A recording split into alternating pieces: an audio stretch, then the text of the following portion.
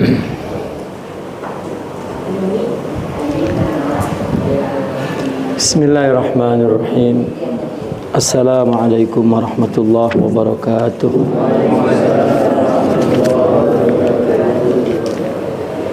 Alhamdulillah, wassalatu wassalamu ala rasulillah wa ala alihi wa ashabihi wa mawala, amma ba'du. Hadratul mukarram sahibul majlis akhuna al-habib asy-syarif Muhammad Rafian serta keluarga Ustazuna Kiai Haji Jainuddin, bapak, ibu-ibu, insyaallah kita sambung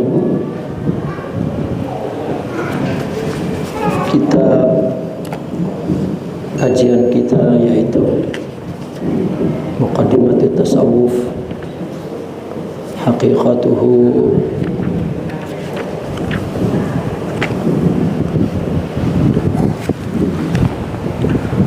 wa natijatuhu. Bismillahirrahmanirrahim. Qala radhiyallahu anhu wa nafa'na bihi wa bi ulumihi fid dharain amin ya rabbal alamin.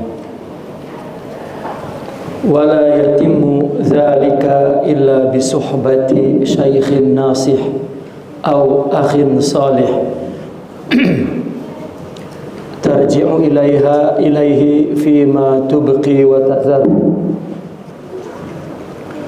لأن الإنسان مبتلى بنفسه وبهواه قد قهر لا يمكنه إنصافه منها بمجرد نظره في عموم أوقاته إلا بحاكم تنقاد إليه فيما هي به في جميع ساعاته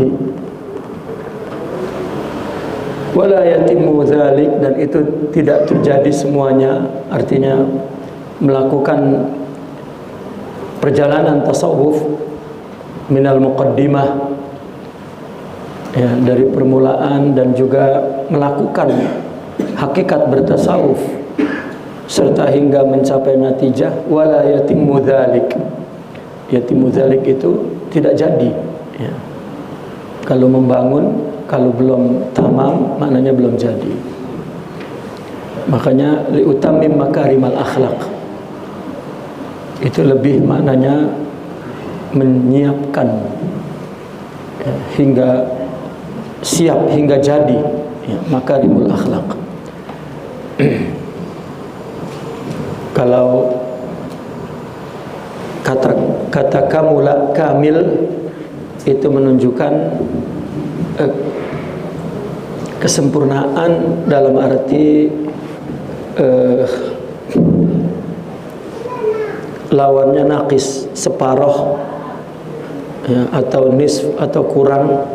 Apabila disempurnakan maka kamil, ya, tidak menunjukkan proses dari awal 1, 2, 3, 4.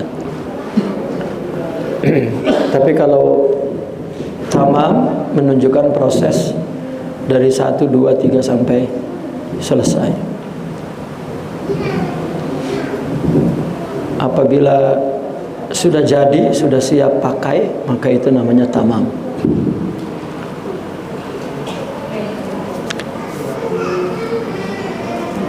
Maka wala yatimmu dzalik, dan itu tidak jadi melainkan bisuhbati syaikhin, melainkan dengan suhbah, dengan penyertaan, persahabatan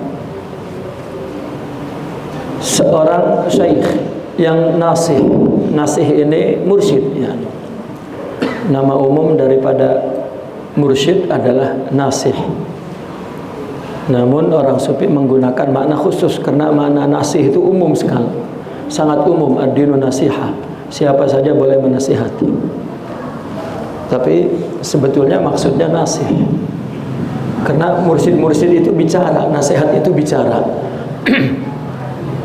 Mungkin ada seorang wali, ya, dan walinya kamil, tetapi tidak punya kecakapan untuk menguraikan perkara-perkara yang sulit dalam masalah kerohanian, dalam masalah hidup yang dakik, yang detil, ya, yang tidak mampu menguraikan dengan fasih, maka itu tidak mursyid.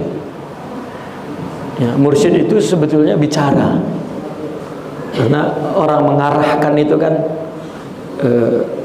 orang yang mampu berbicara, yang mampu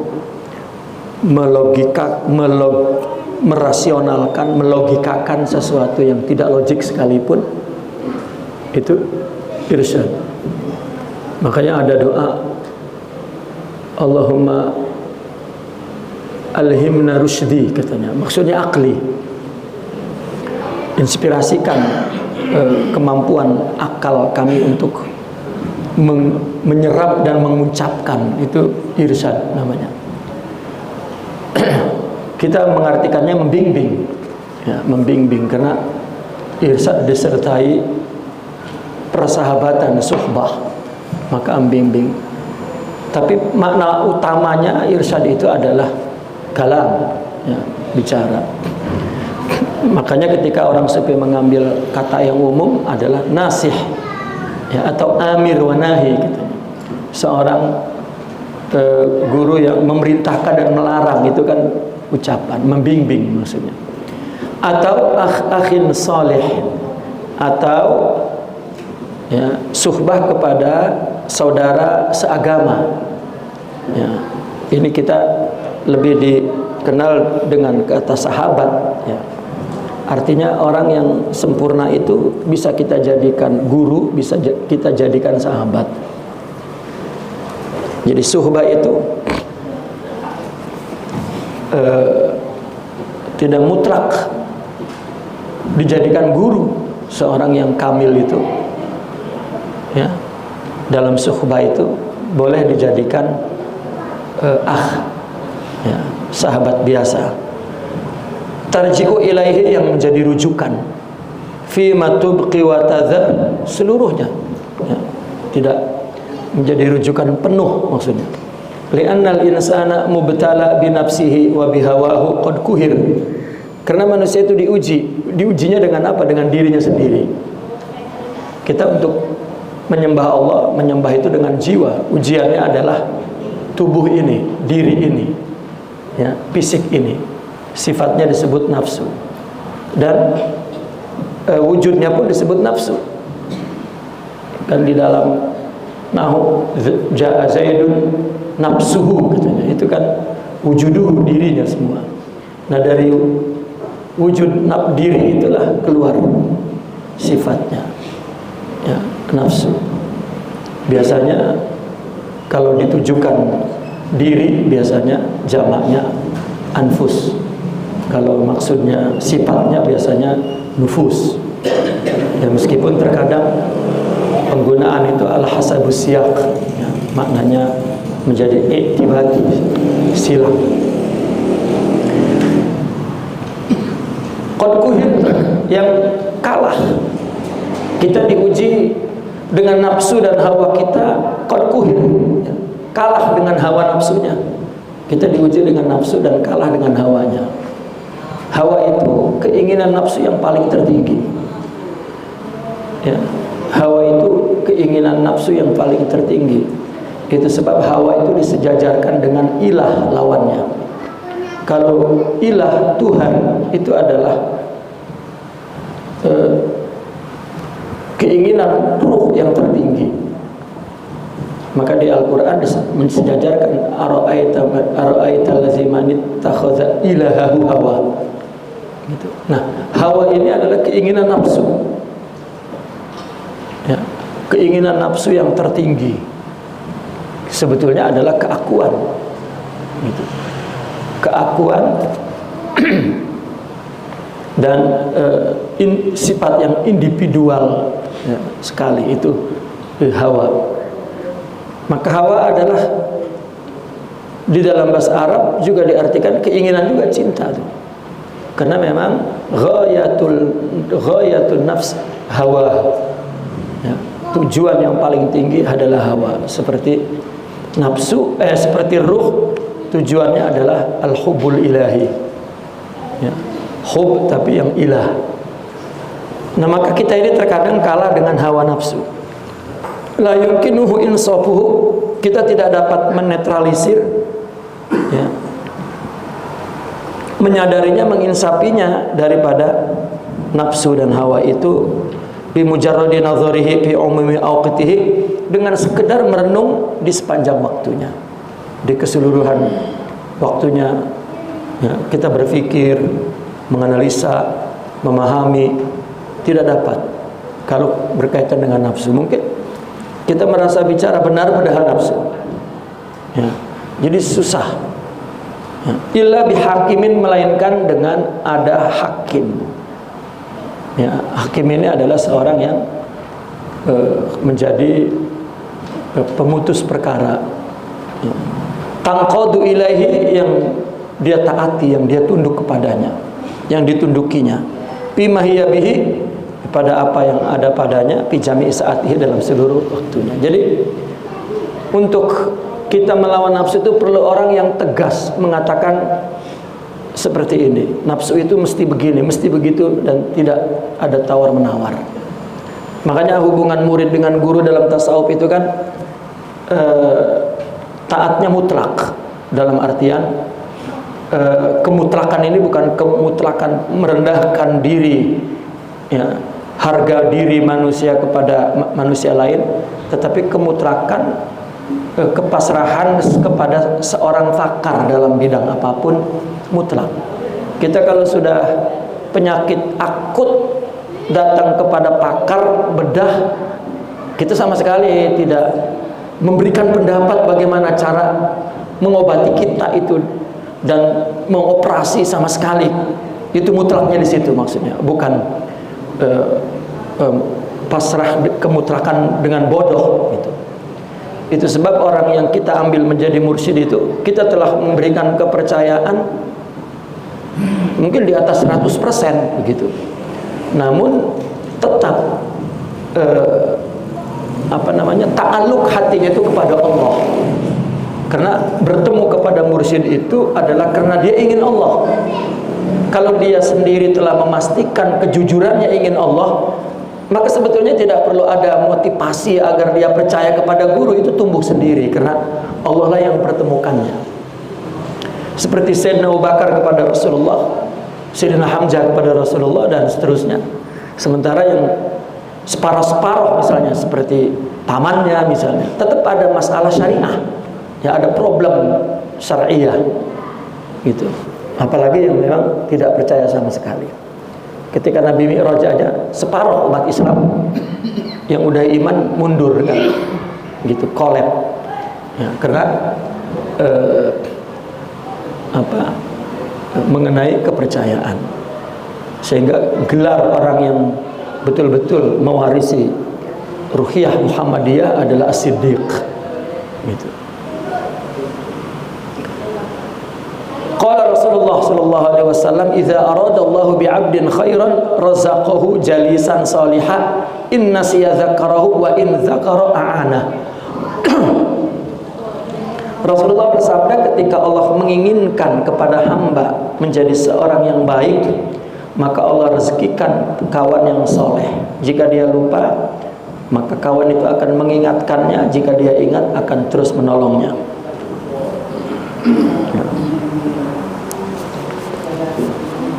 Qala Syekh Abu Abdillah Al-Bullali fi kitab Taubati min Ikhtisar al-Ihya ma nasuhu wala budda min suhbati kamilin tafna an muradika li muradihi abadan fanaqib anhu fa innama ma khala qutrun an misli.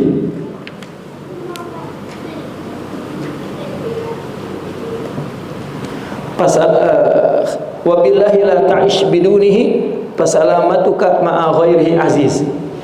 Syekh Abu Abdillah Al-Bulali ini mengatakan di dalam kitabnya, Kitab Taubat ringkasan Ihya, teksnya adalah mesti bersuhbah kepada seorang yang kamil. Suhbah itu mesti kepada yang kamil. Tadi kan dikatakan la yatimmu dzalik illa bisuhbah. Dan proses itu tidak akan selesai begitu kecuali dengan suhbah. Namun suhbah itu kepada yang kamil. Tafna an muradika yang kamu leburkan keinginanmu kepada keinginannya, ya, abadan, sama sekali.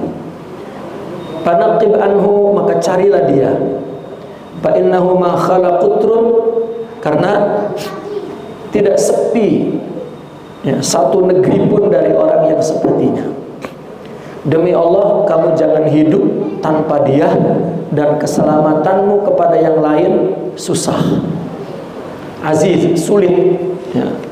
Untuk betul-betul memiliki jiwa yang salim, ya, kan kita mengerti kata sehat dengan kata salim itu lebih sempurna salim, ya.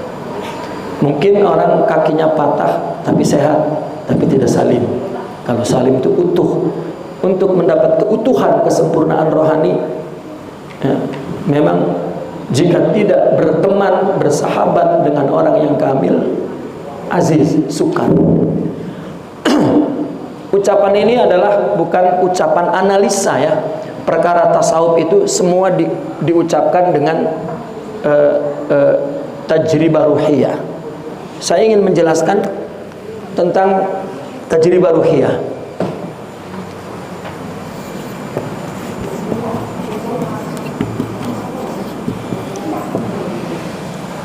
Di dalam tasawuf hakikatnya kita sering mendengar ada istilah at-tajalliyat. Dulu saya pernah nerangkan ini. Tajalliyat ini adalah pemikiran induk di dalam tasawuf hakikat.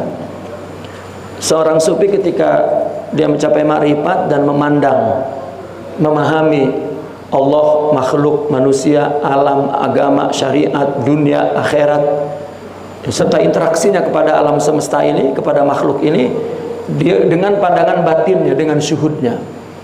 Lalu dia membuat teori induk namanya tajalliyat. Artinya tajalliyat ini kalau kita ringkaskan dengan bahasa yang sederhana, izhar nuril haq lil khalqi wujudiyan atau wujudiyan kana atau nuriyan atau tajribiyan. Tajalli ini teori tentang izharu nuril haq lil khalq. Keluarnya, munculnya cahaya Allah menjadi bentuk makhluk. Ini bicara tentang Allah dan ciptaan, khaliq dan makhluk. Apapun yang diciptakan Allah adalah jelmaan cahaya menjadi makhluk. Sebetulnya teori ini, fikrah ini diungkapkan oleh orang sufi ratusan tahun. Kita mungkin baru 100 tahun atau lebih barangkali ada proyektor, kan, saya sering mengumpamakan proyektor.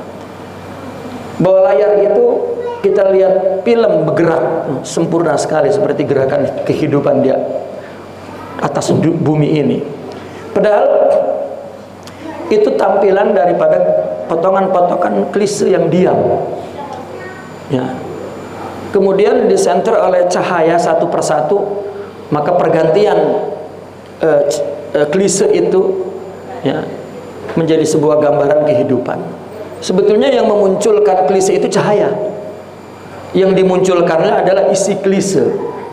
Orang sufi memandang bahwa apabila Allah menjahirkan makhluk, maka yang dijahirkan adalah asma dan sifat Allah. Lalu yang membuat sifat dan asma, kan sifat asma kan abstrak. Yang membuat sifat dan asma itu bersosok, itu cahaya wujud Allah, ya, cahaya wujud Allah. Jadi asma dan sifat itu bersosok seperti yang kita lihat ini, ya, yaitu wujud, ya. Sehingga melihat itu sifat, ada wujudnya mata. Mendengar itu sifat abstrak, ada wujudnya telinga. Kalau tidak ada sifat, wujud itu berbentuk apa? Kalau tidak ada wujud, maka mendengar itu apa bentuknya? Nah, maka teori nur itu lama, baru kemudian orang membuat perkara yang gaib ini dibentuk dalam bentuk materi maddah, yaitu proyektor. Kalau dulu mungkin sederhana sekali, proyektornya di depan, sekarang kan nggak ada, dikirim melalui wireless. Nah, kita jangan nyari cahaya Allah mana, itu udah super wireless, sudah wujud manusia ini. Nah, maka ini tajalli ini Allah mentajalikan wujudian, ya, menjahirkan cahaya Allah, yaitu yang dijahirkan sifat dan asma Allah dalam bentuk wujud. Maka ada wujudnya manusia. Adapun teorinya nanti ada martabat 3, martabat 4, martabat 7 dari zat, sifat, fi'il, kemudian ini adalah karyanya, infial, kalau itu menggunakan 4. Ya. Nah, ini sebetulnya penjelasan tentang tauhid. Yang ingin disampaikan pesan ini tauhid, jangan mubeng-mubeng di teori ini dan kemudian dia mengaku wali, padahal ini adalah tentang hasil syuhud mereka memandang ciptaan Allah dan penciptanya. Nah, kemudian setelah wujudnya ada, karena Allah berfirman, wa ma khalaqtul jinna wal insa illa liya'budun ay illa liya'rifun. Bahkan hadis yang bukan hadis tapi tetap digigit oleh orang sufi itu sebagai hadis qudsi, meskipun didoibkan berpuluh-puluh kali tapi tetap dipegang karena maknanya begitu kuat. Kuntu kanjan makhfiyan fa uridu an u'rab fa khalaqtul khalqa likay u'rab, katanya. Aku tidak kelihatan, lalu aku ingin dikenal, maka aku ciptakan makhluk agar aku dikenal. Jadi wujud ciptaan ini adalah wujud pengenalan Allah kepada dia sendiri. Maka itu sebab man arafa nafsa faqad arafa rabbah. Jangan mengenal Allah, masing-masing kita diri kita sendiri, dan jangan ikut campur urusan orang. Karena kita enggak diberi tanggung jawab kepada orang siapapun, istri, anak, sama sekali tidak. Kita hanya disuruh melakukan kewajiban perintah Tuhan kepada orang yang selain daripada diri kita. Selesai tugas itu. Enggak pening sebetulnya. Tapi kalau masih pikiran, pening juga, mesti punya hakikatnya. Ya. Nah, maka setelah diterbitkan, setelah diwujudkan, ditajalinya diwujudkan, lalu ada istilah lain namanya tanazul. Kenapa tanazul? Karena ada perintah lain, ada tajali lain. Yang ditajalikan adalah irfani, makrifatnya, liya'rifun. Ini adalah masuk ke rohaninya. Ya, di dalam sini rohaninya. Nah, makrifat kan naiknya ke atas, maka ini disebut taroki. Nah, tanazul taroki itu Allah yang kasih, Allah yang menjelmakan, bukan upaya kita sama sekali. Makanya ketika makrifat, arabtu rabbi bi rabbi. Karena makrifat itu dengan bekal yang Allah berikan ke dalam tubuh ini, ruh itu, makomat makrifat. Ya. Namun secara ilmiah, makrifatul fi'il, makrifatul sifat, makrifatul zat, ya, itu proses namanya. Pana sifat, pana fi'il, pana sifat, pana tauhid fi'il, tauhid sifat, tauhid zat, atau ilmu yakin, ainul yakin, hakul yakin. Nah, satu lagi yaitu tajribiyah. Karena tadi izharu nuril haq lil khalqi wujudiyan kana au nuraniyan kana au tajribiyan. Apa tajribiyan ini? Pengalaman yang diberikan oleh Allah ketika dia taroki, itu pun azwaknya, kasyafnya, mawajibnya Allah yang ngasih, Allah yang tajalikan. Ya. Makanya itu sebabnya zauk seseorang dengan zauk yang lain mesti berbeda. Kalau tidak, berarti Allah lemah. Jadi kita nggak bisa jadi orang lain, kita hanya menjadi diri sendiri. Dengan mawajid kita, zauk kita, kasyaf kita, ya, Allah beri pengalaman spiritual, rasanya, zauknya, mawajidnya, apa yang didapat di hatinya, itu semuanya adalah individual. Sehingga kita nggak boleh bermimpi menjadi siapapun selain diri kita. Gitu. Dan itu dijelaskan dalam hikam-hikam mereka. Ini pernyataan ini sudah dibentuk hikmah oleh Al-Imam Ibn Arabi untuk menjelaskan teori tajaliyat itu. Ya. Nah, maka ketika mereka menjelaskan buku ini, itu tajribah. Maka orang beragama hanya ilmu di akal, lalu mendengar ini, belum zaqa, makanya mereka mengatakan man zaqa araf. Kalau Allah sudah tarokikan dan rasanya sudah Allah tajalikan, maka tajribah ruhiyah itu adalah sebuah hakikat yang hanya boleh dipahami oleh orang yang sama. Makanya kata mereka, kalau kamu tidak paham ini, tanya aku. Kalau aku tidak ada, tanyalah orang yang sepertiku. Dia percaya nggak akan ikhtilaf karena hakikat itu tunggal. Artinya yang Allah tajalikan ke dalam ruh itu tunggal. Apa? Hakikah ilahiyah, nur Muhammadiyah atau hakikat Muhammadiyah. Satu, itu sebab tidak ada perbedaan. Namun kemampuan mereka membuat istilah itu yang berbeda. Nah, maka saya ingin menjelaskan bahwa ini mereka mengatakan bahwa perjalanan kepada Allah plus suhbah itu tajribah. Ya.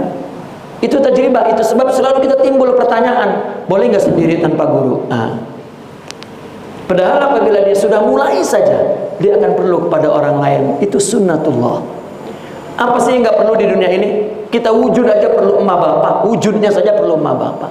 Nurul ilmu aja perlu ada orang. Ya.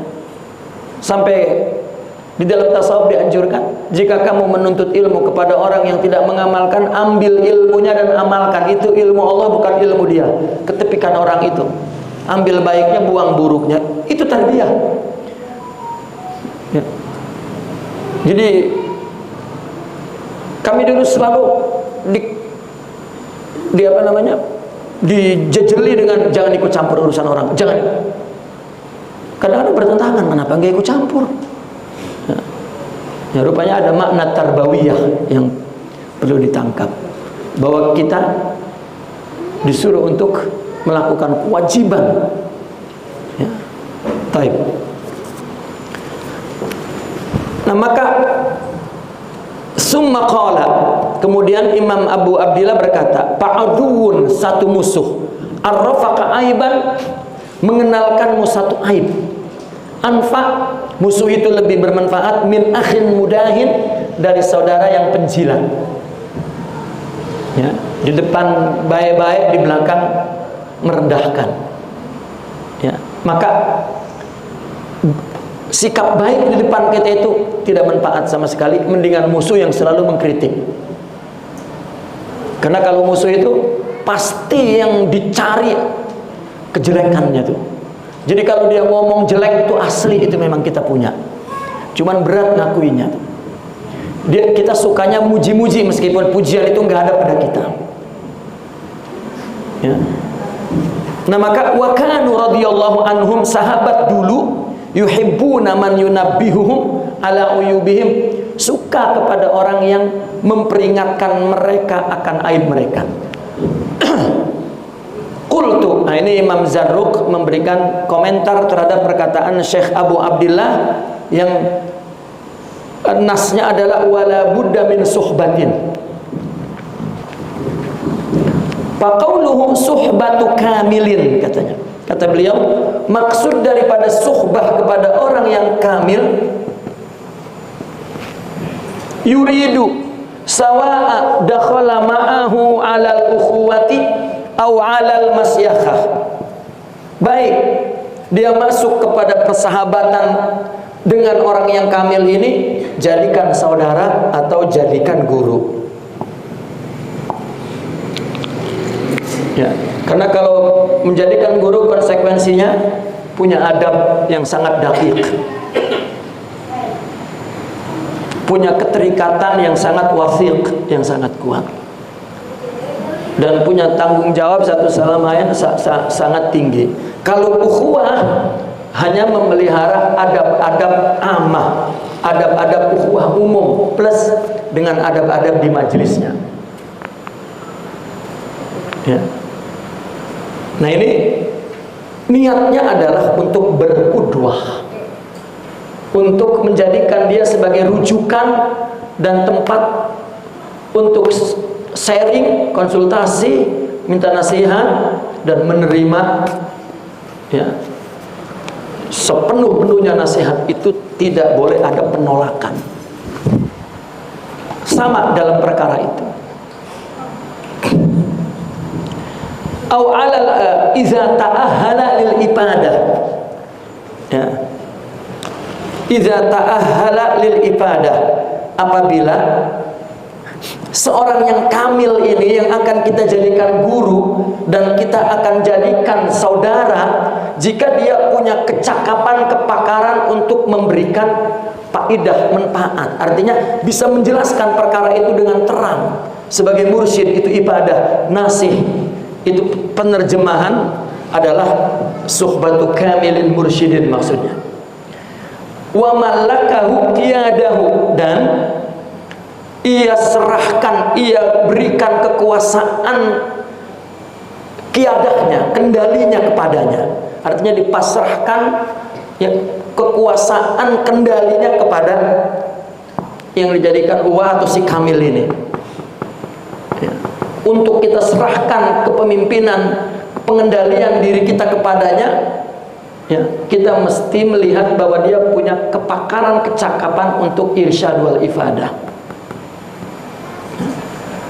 Tetapi ba'da tahaqquqi halihi, setelah diteliti keadaannya, al-mu'tabar, yang mu'tabar, fi wasfihi, pada sifatnya meliputi 5 perkara. Tetapi ya, ini setelah kita pastikan dia memiliki sifat yang meliputi 5 perkara. Ya. Yang pertama, al-ilmu bil matlub. Apa matlub, tuntutan kita, keperluan kita kepada kamil ini apa tadi dalam perjalanan itu ya, yaitu dalam membawa perjalanan kepada Allah untuk tahakkuk ya, kamalal ubudiyah, maka dia punya pengetahuan kepada yang dituntun ya. Al-ilmu bil matlub, dia mengetahui ya, kepada apa yang dituntut. Artinya dia mengerti tentang perjalanan ruhiyah menuju kepada Allah, hambatan-hambatannya ya. Dia punya pengetahuan itu, tetapi pengetahuannya ala wajhit tahqiq bit tajribah. Pengetahuan terhadap seluruh keperluan dalam perjalanan tarekat itu ala wajhit tahqiq ya.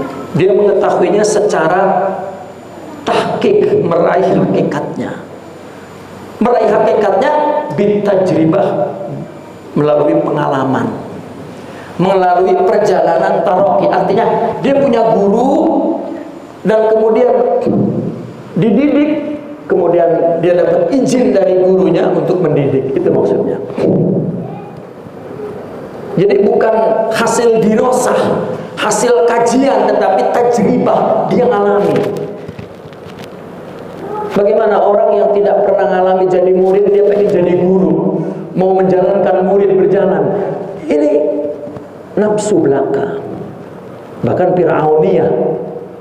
Orang gak mau jadi murid, punya jadi guru, kan Fir'aun namanya ya. Ilmu saja jika tidak tawadu, tidak masuk, bagaimana ma'rifat gitu. Sehingga dikatakan murid dengan guru itu umpama tanah ya, mau dibikin apa itu menunjukkan kesediaan, istidadiyah ya. Kan begini, di zaman Rasulullah ada satu kisah begini. Ada seorang khalifah, seorang amirul mukminin ziarah ke kubur Imam Abi Yazid al-Bistami. Dia ingin ziarah ke makam orang yang disebut aulia solihin. Maka dia ziarah ke kubur Imam Abi Yazid al-Bistami. Lalu sunnahnya kalau kita mau ziarah, kita kenal kepada siapa yang diziarahinya, agar kita kalau tawasul, kita tahu apa yang kita ingini ya, dari orang yang dikubur ini, agar Allah menganugerahkan itu kepada kita juga. Maka dia bertanya, adakah sesiapa yang pernah hidup bersama syekh ini? Lalu di makom itu ada orang tua. Maka orang di situ menunjuk, itulah salah satu murid Abi Yazid yang masih hidup. Maka kata Amir itu, kata raja itu, bolehkah engkau beritahu apa perkataan dan nasihat dia? Lalu orang tua itu mengatakan, ini si Amirul Mukminin masih di depan pintu makom, belum masuk.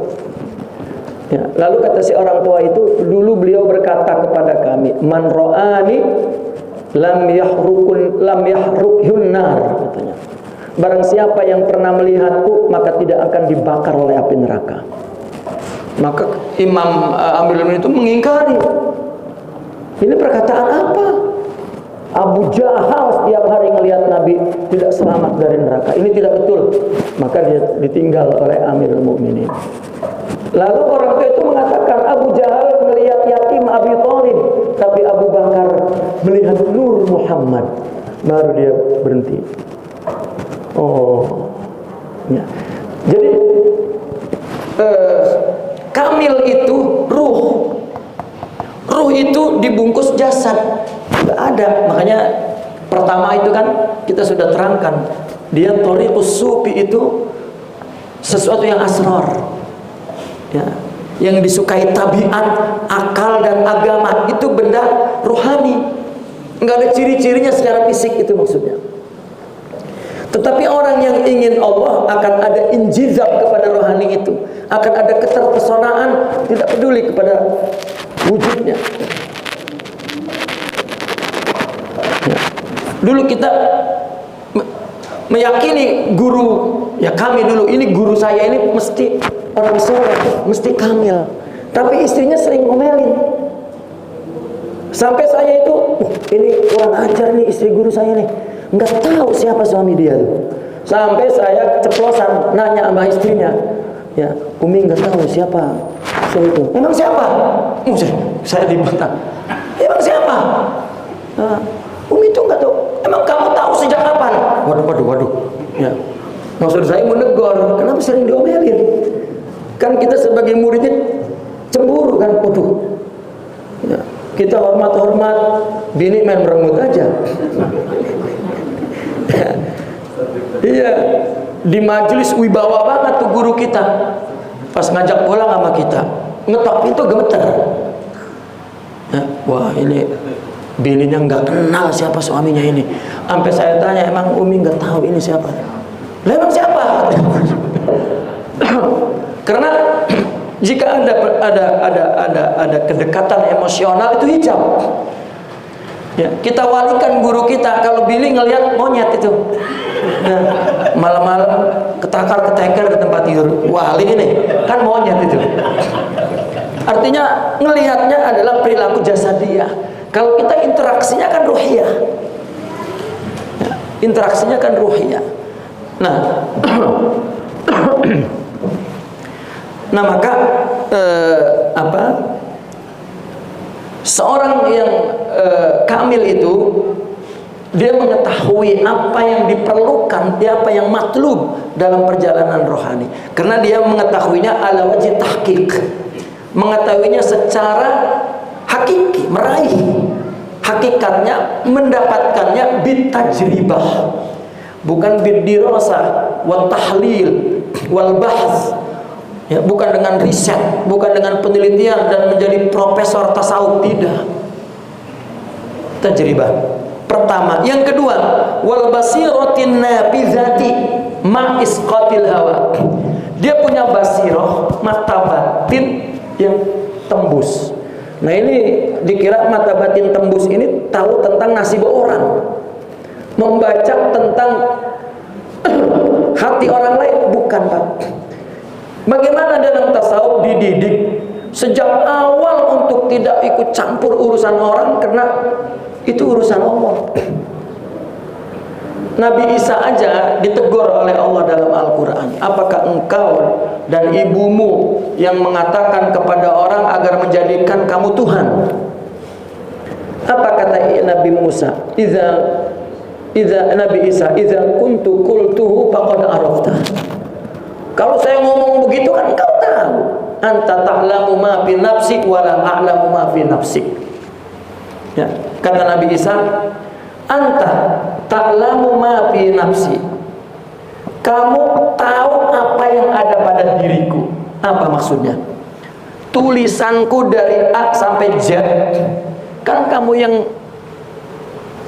nentuin di Lauhil Mahfuz, ada dalam ilmu kamu. Ada nggak saya ngomong Tuhan itu?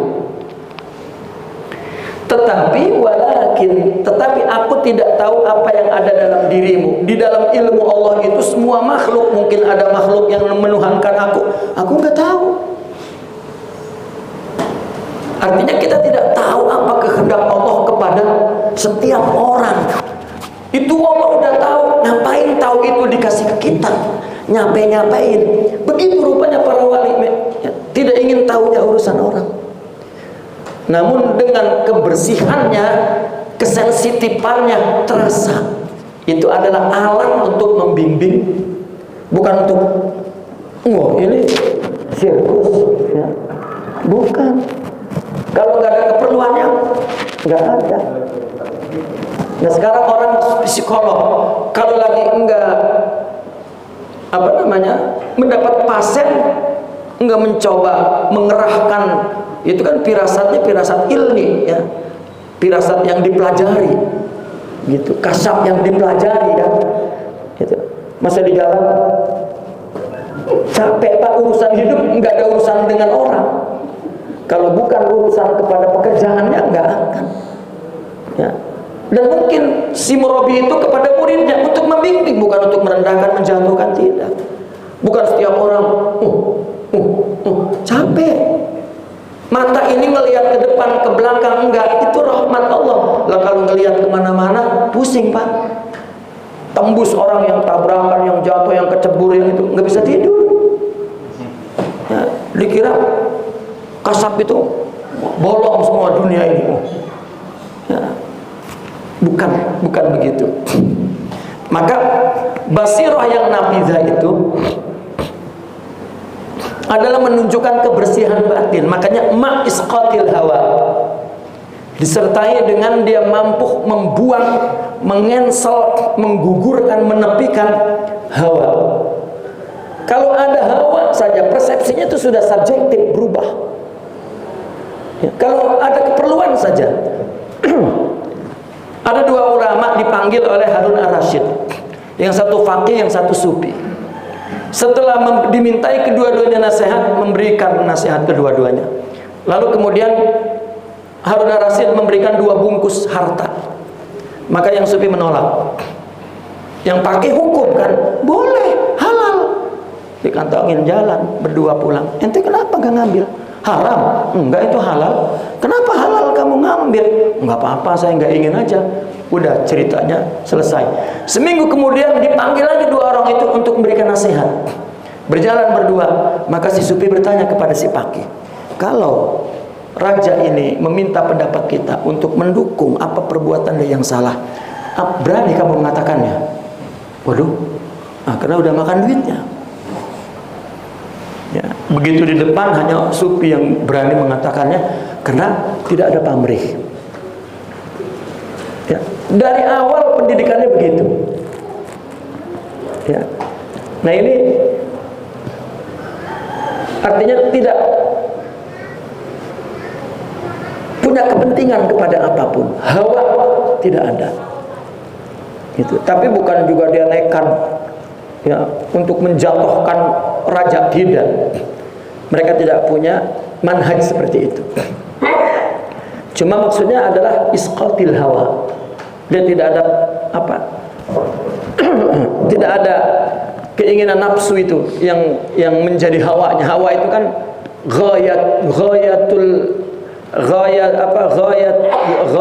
ghayatun nafs. Yang diingini oleh nafsu yang tertinggi itu hawa. Ya. Sekarang orang pengen jadi ulama apa sebetulnya? Kalau bukan itu ada sebuah pengabdian yang berat dan itu tanggung jawab yang justru dia takut kepada Allah. Kalau enggak ada itu berarti hawa.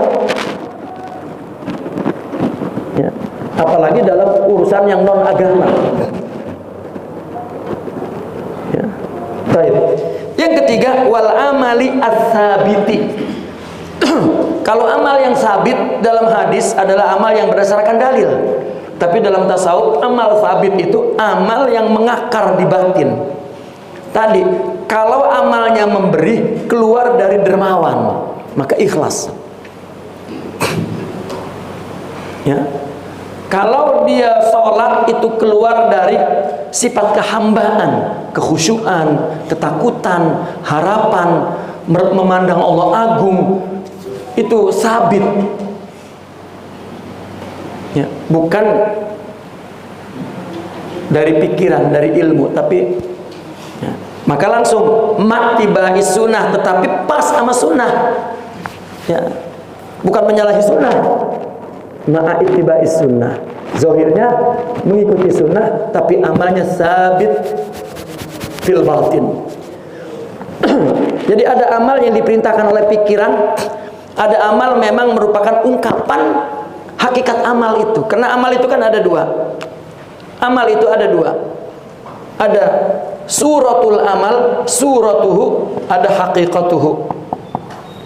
Nah, surah ini yang kelihatan di jasad itu. Nah, hakikat ini yang ada dalam ruh.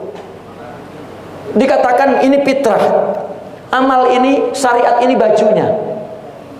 Ya, bajunya yang pas, tutup botolnya yang pas. Jadi selalu si hakikat ini meminta ungkapannya, dan ungkapannya hanyalah syariat yang pas. Salat, puasa, zakat. Dan tasawuf itu membangun hakikat amal.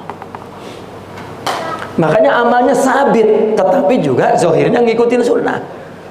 Ya, zahirnya ngikutin sunnah, bukan untuk nentuin tanggal 1 Ramadan dari kasab. Enggak, kalau urusan itu tetap dari fikih. Ya, misal begitu, enggak ada urusan dengan kasab, tetap dari fikih. Ya, tetap ngikutin sunnah. Nah, itulah al-batilul muzakhraf modelnya. Ya. Yang ketiga, 4, al-himmatul aliyah. Nah, dia punya himmah itu aliyah, kepada Allah saja apa yang dia inginkan. Istilah himmah aliyah ini untuk menjelaskan bahwa semangatnya semangat ketuhanan, bukan semangat kebendaan. Ya. Makanya saya suka cerita, kami di Kairo dulu kalau ngaji, itu kadang-kadang pengumumannya itu kalau ada pengajian sama Syekh, pengumumannya itu mahasiswa-mahasiswa ada pengajian, kita undang Syekh Fulan, dan setelah itu ada makan, ada minum, ada ngeteh, ada ngopi. Ya, kalau nggak ada ininya ini nggak datang. Dan ini himmahnya himadaniyah namanya, hayawaniyah. Ya. Ya. Kita dulu teman-teman artinya yang mendapat pendidikan begitu, aduh, ya padahal pengen, ya, siapa yang nggak pengen? Itu emang rangsangan hawa gitu. Aduh, kenapa ada itunya? Kita pengen ngaji, aduh, udahlah enggak, gitu. Atau kita pastikan bahwa kita bukan untuk itu baru jalan, gitu.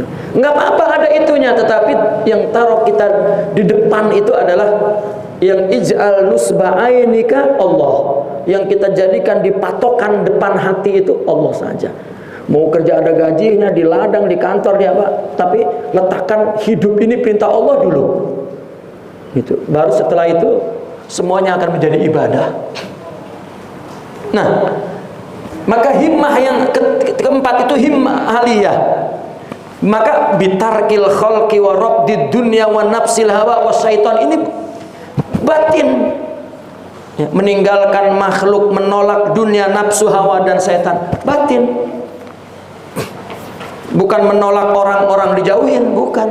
Dia terus mau jadi wali tapak, ya, di gunung, bukan.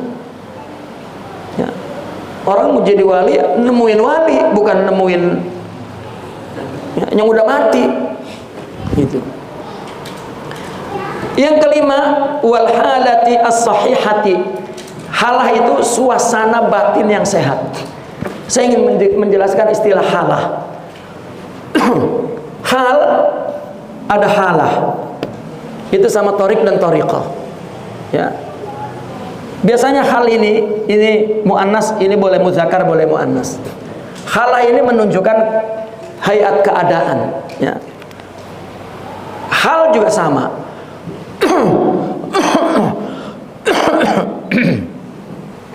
Seperti makom dengan makomah, begitu.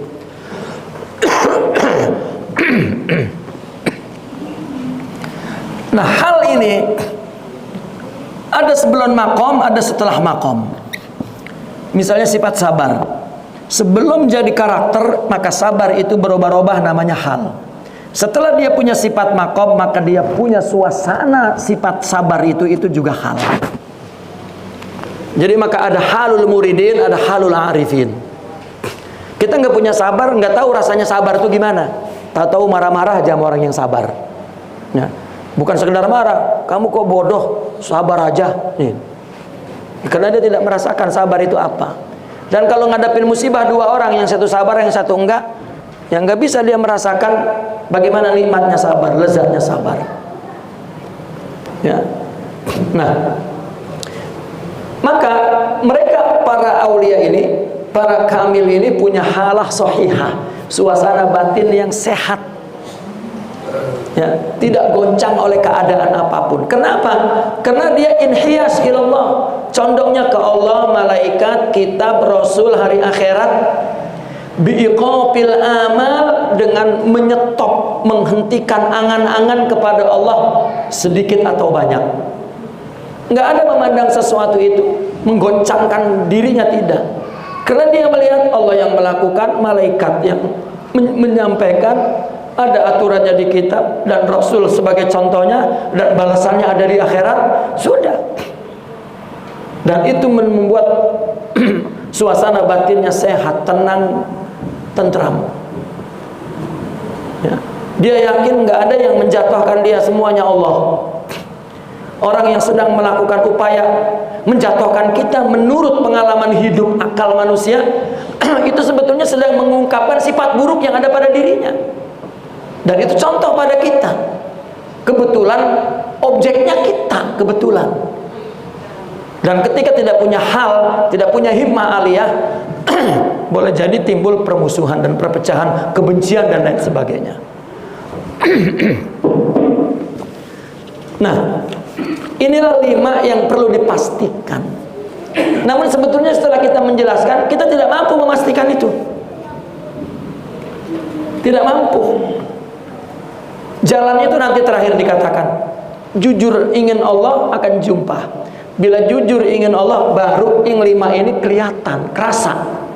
Artinya kita ada kepercayaan kepada rohani. Jasadnya seperti apapun.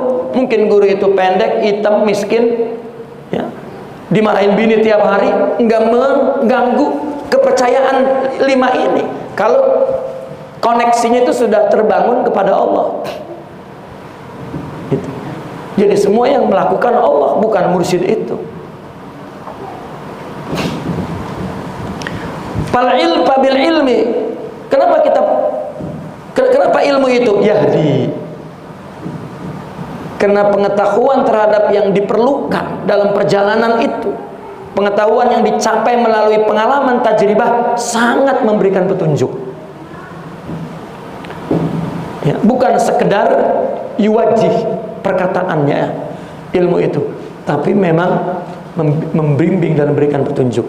Wabil basirati yumayiz. Dengan pandangan yang batinnya yang kuat, maka dia dapat membedakan mana amal yang tidak ada Allah, mana amal yang, ya. Coba orang ahli ilmu dikatakan oleh orang sufi, kamu mesti karena Allah, dia akan marah. Kalau bukan karena Allah, karena apa lagi saya? Kan nggak bisa merasakan pembedaan karena Allah atau enggak. Maka kita sering mendengar kisah para wali itu. Dia mengurungkan melakukan sesuatu karena dia yumayiz, merasakan, ya, saya pergi ke sana akan ketemu orang yang mengganggu keikhlasan saya nggak mau. Dia nggak mau melakukan sesuatu dengan separuh jiwa, tidak, ya, itu apa, al-basiratun nafidzah. Tiba-tiba mau pergi nggak jadi, Kenapa? Karena Allah tidak mentajalikan. Ya. Kemantapan, kestabilan zahir batin, karena ada gangguan yang sebagai manusia dia lemah, tapi dia boleh merasakan.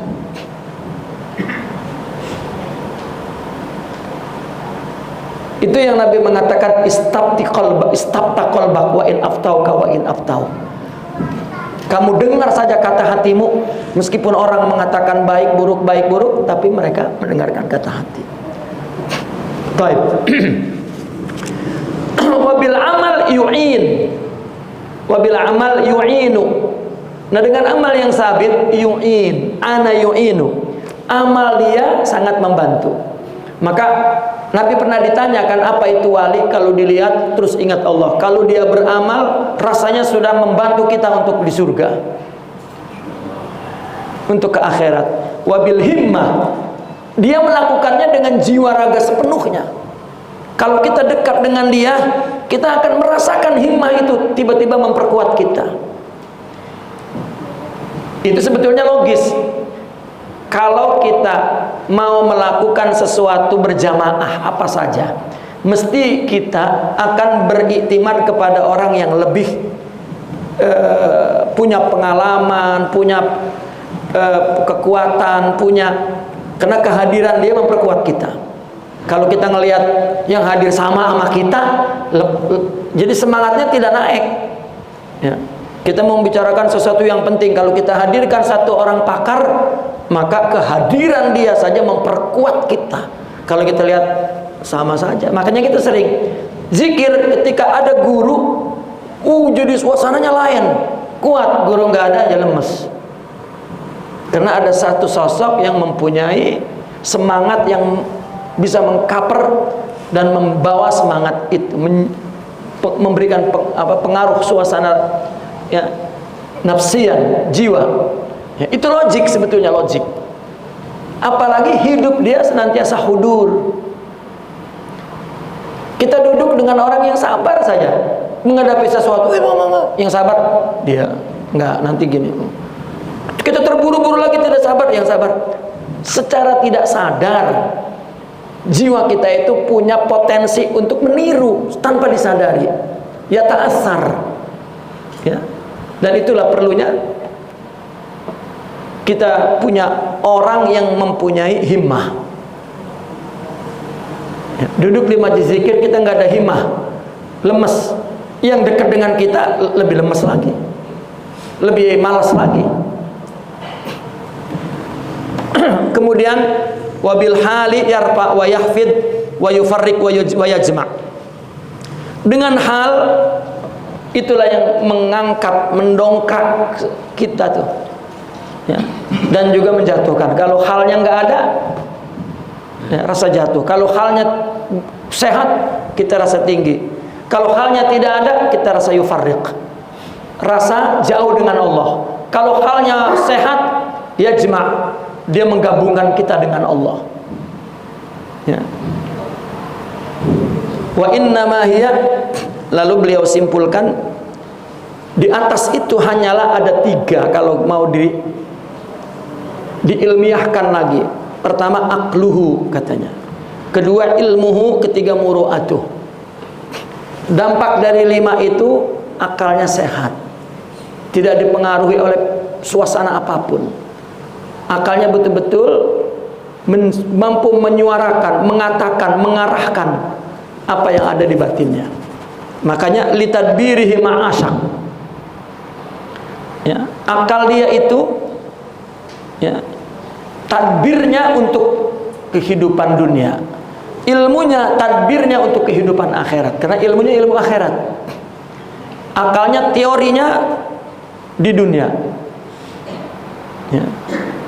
Dia mengatakan perkara dunia syar'i dan sesuai dengan pengetahuannya yang berdasarkan tajribah, dan itu untuk akhirat.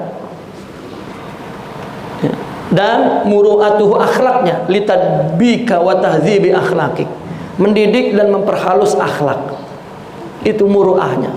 Dia tidak mempunyai akhlak yang terjaga muruahnya, lidahnya, pikirannya, perbuatannya, perkataannya, semua akan mendidik, menghaluskan akhlak orang yang mengikutinya. Karena dia punya muruah, tidak mau melakukan sesuatu yang aib. Ya. Hatta bercanda Nabi punya makna. Ya. Karena dia punya wibawa, punya muruah yang bersumber dari akhlak mulia, bukan karena kedudukan dia takut jatuh, image, jaim, bukan. Ya. Karena memang dia menggunakan akhlak, bisti'malil akhlak, muruah itu. Summa kamaluka fi kamalihi fi halihi.